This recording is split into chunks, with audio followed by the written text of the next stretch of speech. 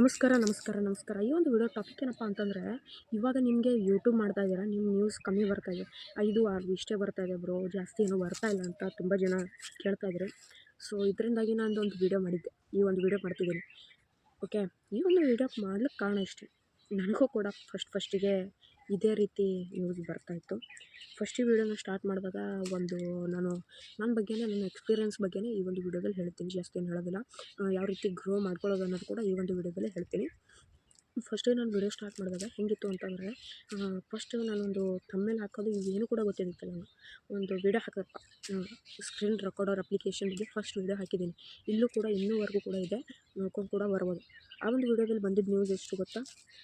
ಅದಕ್ಕಿಂತ ಮೊದಲು ನಾನು ಒಂದು ಶಾರ್ಟ್ಸ್ ಹಾಕಿದ್ದೆ. ಆ ಒಂದು ಶಾರ್ಟ್ಸು ಹಾಕಿದ್ದೆ. ಆ ಒಂದು ಶಾರ್ಟ್ಸ್ಗೆ ಬಂದಿರೋದು 600 ನ್ಯೂಸ್ ಬಂತು. ಅದಾದಮೇಲೆ ಒಂದು ವಿಡಿಯೋ ಹಾಕಿದೆ. ಇದು ಇದ್ರ ಬಗ್ಗೆ ಏನು ಹೇಳಿದ್ನಲ್ಲ, ಸ್ಕ್ರೀನ್ ರೆಕಾರ್ಡರ್ ಬಗ್ಗೆ. ಸೊ ಇದನ್ನು ನಾವು ಹಾಕಿದ ತಕ್ಷಣ ಕೆಟ್ಟ ನ್ಯೂಸ್ ಬಂತು ಅಂತಂದರೆ, ಒಂದು ಫಸ್ಟಿನ ದಿನಕ್ಕೆ ಒಂದು ವಾರಕ್ಕೆ ಒಂದು 4ರಿಂದ 5 ನ್ಯೂಸ್ ಬಂತು. ಅದರ ಮ್ಯಾಗೆ ಹೊಳ್ಳಿ ಒಂದು ಸ್ವಲ್ಪ ದಿನ ಬಿಟ್ಟು ಒಂದು 20 ನ್ಯೂಸ್ ಬಂತು. ಅದಾದ್ಮೇಲೆ ಮತ್ತೆ ಹೊಳ್ಳಿ ವಿಡಿಯೋ ಮಾಡಿದೆ. ಅದರಿಂದ ಮತ್ತೆ 5, 6, 5, 6, 6, 7, 10, 20, 10, 20, 10, 20, 10, 20 ಬರ್ತಾ ಹೋಯಿತು. ಆಮೇಲೆ 20, 25, 20, 25, 20, 25 ಬರ್ತಾ ಹೋಯಿತು.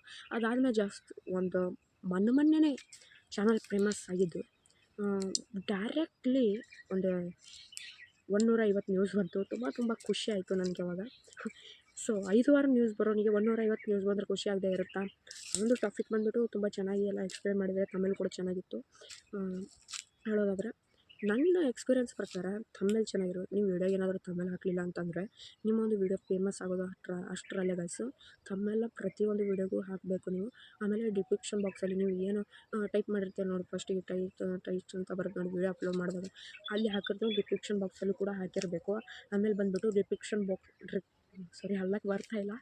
ಆ ಒಂದು ಬಾಕ್ಸಲ್ಲಿ ನೀವು ಜಸ್ಟ್ ವಿಡಿಯೋ ಕಂಟೆಂಟ್ ನೀವು ವಿಡಿಯೋದಲ್ಲಿ ಏನು ಎಕ್ಸ್ಪ್ಲೇನ್ ಮಾಡಿದ್ದೀರ, ಯಾವುದ್ರ ಬಗ್ಗೆ ಎಕ್ಸ್ಪ್ಲೇನ್ ಮಾಡಿದ್ದೀರ ಅಂತ ಡಿಕ್ಲೇರ್ ಆಗಿ ಕಂಟೆಂಟಲ್ಲಿ ನೀವು ಯಾವ ಕಂಟೆಂಟು ಯಾವ ರೀತಿ ಮಾಡಿದ್ದೀರ ಅಂತ ಹೇಳ್ಬಿಟ್ಟು ನೀವು ವಿಡಿಯೋದಲ್ಲಿ ತುಂಬ ಚೆನ್ನಾಗಿ ಆ ಒಂದು ಬಾಕ್ಸಲ್ಲಿ ಹಾಕಬೇಕಾಗುತ್ತೆ ಗೈಸ್. ಆಮೇಲೆ ಇದು ಒಂದು ನಾನು ಕೊಡುವಂಥ ಸಜೆಷನ್ನು. ಆಮೇಲೆ ಬಂದುಬಿಟ್ಟು ನೀವು ಕಮೆಂಟ್ ಬಾಕ್ಸ್ನ ಓಪನ್ ಮಾಡ್ತೀರ, ಅದು ನಿಮಗೆ ಬಿಟ್ಟಿದ್ದು, ಅದರ ಏನು ಸಂಬಂಧ ಇಲ್ಲ ನಮ್ಗೆ. ಥಂಬ್ನೇಲ್ ಚೆನ್ನಾಗಿರಬೇಕು. ಓಕೆ. ಇವು ಆಮೇಲೆ ಡಿಸ್ಕ್ರಿಪ್ಷನ್ ಬಾಕ್ಸೆಲ್ಲ ಕರೆಕ್ಟ್ ಹಾಕಬೇಕು, ಟೈಟಲ್ಸು ಎಲ್ಲ ಹಾಕಬೇಕಾಗುತ್ತೆ. ಆಮೇಲೆ ಇಷ್ಟೆಲ್ಲ ಮಾಡಿದ್ಮೇಲೆ ನ್ಯೂಸ್ ಬರ್ತಾಯಿಲ್ಲ. ನಮ್ಗೆ ಒಟ್ಟು ನ್ಯೂಸ್ ಬರ್ತಾನೆ ಇಲ್ಲ ಬ್ರೋ ಅಂತ ಹೇಳೋದಾದರೆ, ಒಂದೊಂದು ಪ್ರಾಬ್ಲಮ್ ಆಗಿರುತ್ತೆ ನಿಮಗೆ ಇಲ್ಲಿ.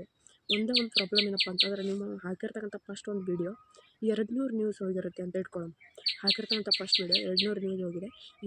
ಇವಾಗ ಹಾಕ್ತಕ್ಕಂಥ ನ್ಯೂಸು ಕೇವಲ 5, 6, 5, 6, 10, 20 ಇಷ್ಟೇ ಬರ್ತಾಯಿವೆ ಅಂತಂದರೆ, ಮೇನ್ ಇಂಪಾರ್ಟೆಂಟ್ ಪಾಯಿಂಟ್ ಏನಪ್ಪ ಅಂತಂದರೆ, ಇಲ್ಲಿ ಯೂಟ್ಯೂಬು ನಿಮ್ಮ ಒಂದು ವೀಡಿಯೋನ ಪ್ರಮೋಟ್ ಮಾಡ್ತಾಯಿಲ್ಲ.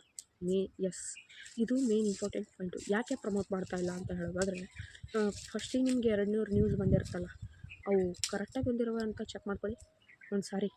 ಏನೋ ನೀವು ಫ್ರೆಂಡ್ಸು ಒಂದು ಫ್ಯಾಮಿಲಿ ಮೆಂಬರ್ಸ್ ಜೊತೆ ಇದು ಮಾಡ್ಕೊಂಡ್ಬಿಟ್ಟು ಏನೋ ನ್ಯೂಸ್ ತೊಗೊಂಡಿದ್ದೀರ ಅಂತ ಯೋಚನೆ ಮಾಡ್ಕೊಳ್ಳಿ ಗೈಸ್. ಅಥವಾ ನೀವು ಫ್ರೆಂಡ್ಸಿಗೆ ಏನಾದರೂ ನಿಮ್ಮೊಂದು ಚಾನಲ್ ಬಗ್ಗೆ ಹೇಳಿದರೆ, ಅವರು ಕೇವಲ ವೀಡಿಯೋ ನೋಡ್ತಾರೆ, ಲೈಕ್ ಕೊಡ್ತಾರೆ ಅಷ್ಟೇ. ಇದರಿಂದಾಗಿ ಅವರು ವೀಡಿಯೋ ಪೂರ್ತಿಯಾಗಿ ನೋಡೋದಿಲ್ಲ. ಕೇವಲ ಒಂದು ಭಾಳ ಆದರೂ ಒಂದು ನಿಮಿಷ ಕೂಡ ನೋಡಲ್ಲ. ಅರ್ಧ ಸೆಕೆಂಡ್ ನೋಡಿದ್ರು ಜಾಸ್ತಿ ಅಲ್ಲ, ಅರ್ಧ ನಿಮಿಷ ನೋಡಿದ್ರು ಜಾಸ್ತಿ ಅಲ್ಲ. ಅದರಿಂದ ನಿಮಗೆ ನ್ಯೂಸಲ್ಲಿ ಜಾಸ್ತಿ ಬರ್ಬೋದು, ಆದರೆ ಯಾವುದೇ ಕಾರಣಕ್ಕೂ ಕೂಡ ನಿಮ್ಮ ಒಂದು ಚಾನಲ್ ಗ್ರೋ ಆಗೋದಿಲ್ಲ. ಅದು ಆ ರೀತಿ ಏನಾದರೂ ಹೇಳೋದಾದರೆ ಯಾವುದೇ ಕಾರಣಕ್ಕೂ ಕೂಡ ಗ್ರೋ ಆಗೋದಿಲ್ಲ. ಫಸ್ಟಿಗೆ ನೀವು ಯೂಟ್ಯೂಬ್ ಚಾನಲ್ ಸ್ಟಾರ್ಟ್ ಮಾಡಿದ್ದೀರ ಅಂತಂದರೆ ಯಾರಿಗೂ ಕೂಡ ಹೇಳದೇ ಇರೋದೇ ಮೇನ್ ಇಂಪಾರ್ಟೆಂಟ್ ಪಾಯಿಂಟು.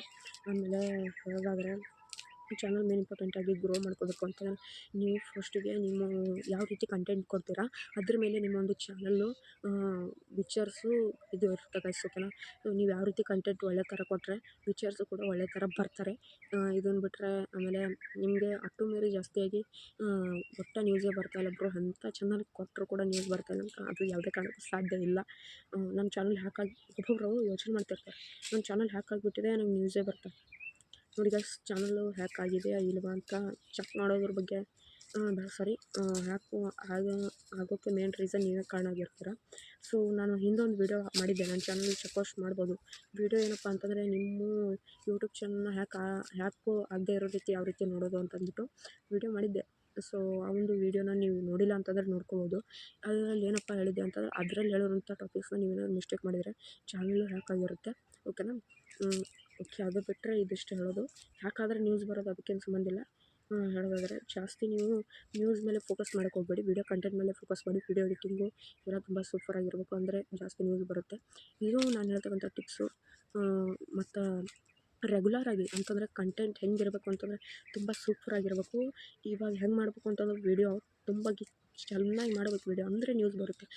ಇವಾಗ ತುಂಬ ಇದು ಇದೆ ಏನು ತುಂಬ ಏನಂತಾರೆ ಅದಕ್ಕೆ ಬಾಯಿಗೆ ನೆನ್ಪು ಬರ್ತಾಯಿಲ್ಲ, ಆಮೇಲೆ ಹೇಳ್ತೀನಿ ನಿಮ್ಗೆ ನೆನ್ಪು ಬಂದ್ರೆ. ಸೊ ಇವಾಗ ಏನಪ್ಪ ಅಂತಂದರೆ ತುಂಬ ಇದು ಇದೆ, ಆಮೇಲೆ ಇಶ್ಯೂಸ್ ಎಲ್ಲ ಇದೆ ನಡೀತಾ ಇದೆ. ಇವಾಗ ಹ್ಯಾಕಿಂಗ್ ಕೂಡ ತುಂಬ ಚೆನ್ನಾಗಿ ನಡೀತಾ ಇದೆ, ಸೇಫಾಗಿ ಇಟ್ಕೊಳ್ಳಿ. ಆಮೇಲೆ ಬಂದುಬಿಟ್ಟು ನೀವು ರೆಗ್ಯುಲರಾಗಿ ನೀವು ಕನ್ಸಿಸ್ಟೆಂಟಿ ಮೇಂಟೈನ್ ಮಾಡಬೇಕು ನಿಮ್ಮ ಒಂದು ಯೂಟ್ಯೂಬ್ ಚಾನಲ್. ಅವಾಗೆ ಫಸ್ಟಿಗೆ ಹೇಳೋದಾಯ್ತು, ಲಾಸ್ಟಿಗೆ ಹೇಳ್ತಾ ಇದ್ದೀನಿ.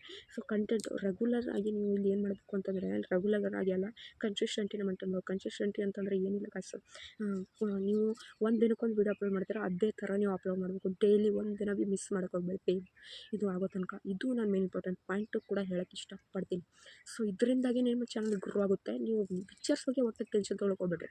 ಪಿಕ್ಚರ್ಸ್ ಬರುತ್ತೆ ಬಿಡುತ್ತೆ, ಚೆನ್ನಾಗಿ ಎಡಿಟ್ ಮಾಡಿರಿ, ಥಂಬ್ನೇಲ್ ಹಾಕಿರಿ, ಗ್ಯಾರಂಟಿ ನ್ಯೂಸ್ ಬಂದೇ ಬರುತ್ತೆ. ಕಾಯಿರಿ ಬರೋವರೆಗೂ.